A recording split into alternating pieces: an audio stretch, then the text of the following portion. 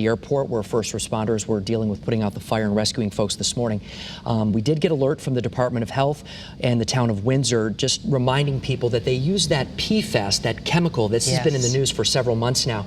A lot of it apparently washed into the Farmington River in that area, so they are advising people, if you encounter any of this foam in the river, on the riverbanks or anything, just stay away from it, don't touch it, and for now, do not take any fish from that river right now in that area. Good to keep in mind. Yeah. I know the DEEP is there as well.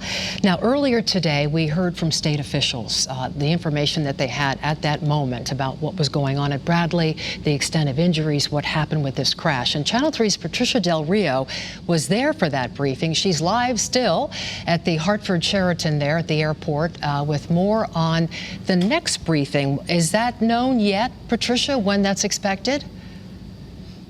Well, we are being told that it is expected to be around 5 o'clock or so that officials are going to return to the podium here in the ballroom at the Sheraton to give us updated information. At this point, what we can tell you is that the Associated Press is confirming that 5 people have been killed as a result of this plane crash.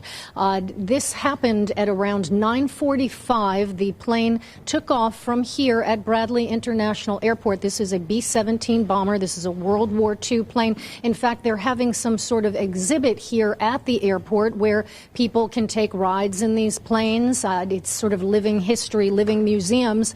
And there were 10 people on this plane who were taking that ride and 3 crew members. Now, this plane took off at 9:45, apparently 5 minutes into the flight. According to officials, they started losing altitude, realizing there was a problem, communicating with the tower about that. And then within 9 minutes at 9:54, the plane crashed. Now, we know that it crashed into what's considered a maintenance area. It's near a de-icing facility. This is when they have to de-ice the planes in the wintertime when they get all fogged up with ice on the windshield. But it's also a maintenance facility, and apparently and unfortunately, there was a person inside the maintenance facility at the time of the crash. We are not clear if that person is one of the injured or one of the dead. They are being very careful. Commissioner Rovella was talking about how they want to be very careful about specifics on the dead and the injured because this was a very fiery crash, as you might imagine. When a plane with fuel on it hits the ground, it caused quite a bit of flames and quite an explosion. People are burned very badly, living and dead, and so it is difficult to ascertain, frankly, who is who. So they're not trying to purposely be cryptic, but it's a difficult process. I want you to hear for a moment some of what Chief Rovella had to say at this earlier press conference. There were 13 folks confirmed on that airplane. 10 were passengers, 3 were crew members.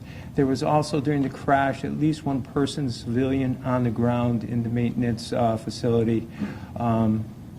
So we are trying to determine exactly who they are. We have a manifest. Who they are, what hospitals they're at, because they've been transported to 3 different hospitals, and trying to reunite their victims' families with their loved ones. So really, certainly a very tragic and difficult process there in doing that. So what happens next? Well, we know that the National Transportation Safety Board is here. The FBI is involved. Connecticut State Police are involved. They're going to try to do accident reconstruction to figure out precisely how this happened. Was it some sort of mechanical failure on this plane? Was it some sort of pilot error? None of that stuff is known, and it's not even clear at this point if there is what's called a black box on this plane. You might hear them typically when you hear about commercial aircraft crashing. That is customary for black boxes to be on those, and they provide quite a bit of data as to what happens in the moments prior to a crash. It's unclear if a plane this old would have such a device, so that's one of the things that they are going to be trying to determine in what is going to be a very long and involved investigation. I will be back on throughout the course of the afternoon and evening, and as I say, we are awaiting a more formal presser